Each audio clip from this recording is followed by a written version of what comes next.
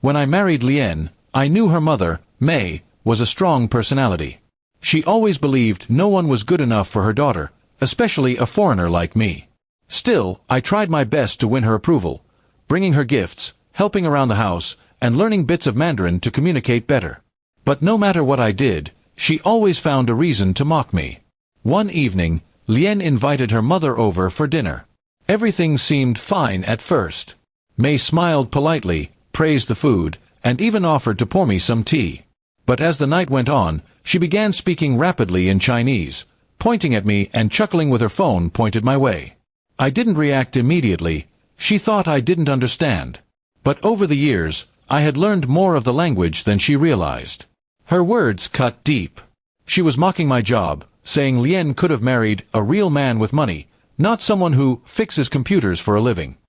She laughed about how I was lucky to have a wife who tolerated me. I kept quiet, pretending I didn't catch a word, but inside, my patience was wearing thin. Later that night, after they both went to bed, I noticed May's phone left charging on the counter.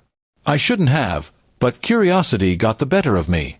I opened her recent videos. There it was, a clip of her mocking me during dinner, filmed secretly, captioned in Chinese, "Look at my daughter's poor husband." I felt humiliated. I deleted the clip but didn't say a word.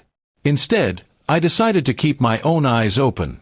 The next morning, Lien told me her mother was planning to stay with us for a few days while renovations happened at her apartment. I agreed, though I didn't believe that story. Something about May's behavior felt off. She kept making long phone calls late at night, whispering in the hallway, and leaving the house at odd hours. One evening, when she said she was going to meet a friend from the temple, I decided to follow her. She took a cab across town to a small restaurant. I parked nearby and waited. A few minutes later, I saw a man approach her, not a friend, but someone she hugged tightly and kissed before they went inside. My jaw dropped. This was the same woman who judged me for not being respectable. I quietly took photos, not for revenge, but to have proof.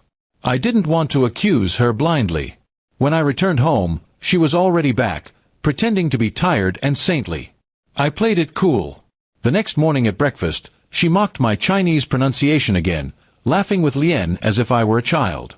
That's when I decided enough was enough. I turned to her and spoke clearly, in perfect Mandarin, "Do you speak to your boyfriend like this too?" Her face went pale.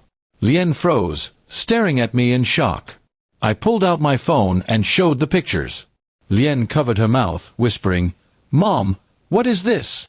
May stammered, trying to deny it, but the evidence was undeniable. She said it was just a friend, yet her tone cracked with guilt.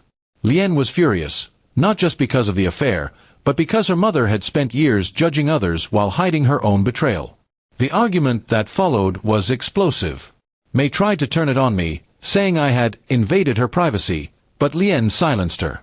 "You humiliated my husband, filmed him, and lied to both of us," she said through tears. May grabbed her things and stormed out, but her power over our marriage ended that day. For the first time, Lien looked at me with real remorse. She apologized for letting her mother treat me that way and promised things would change. I believed her, but I also knew trust takes time to rebuild. I didn't need revenge. The truth had spoken for itself. A few weeks later, we received word that May's lover's wife had discovered the affair.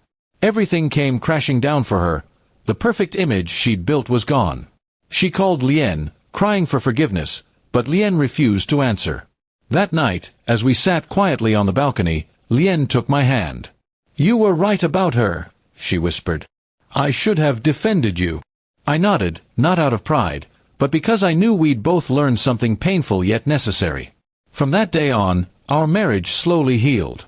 The bitterness her mother had planted between us began to fade.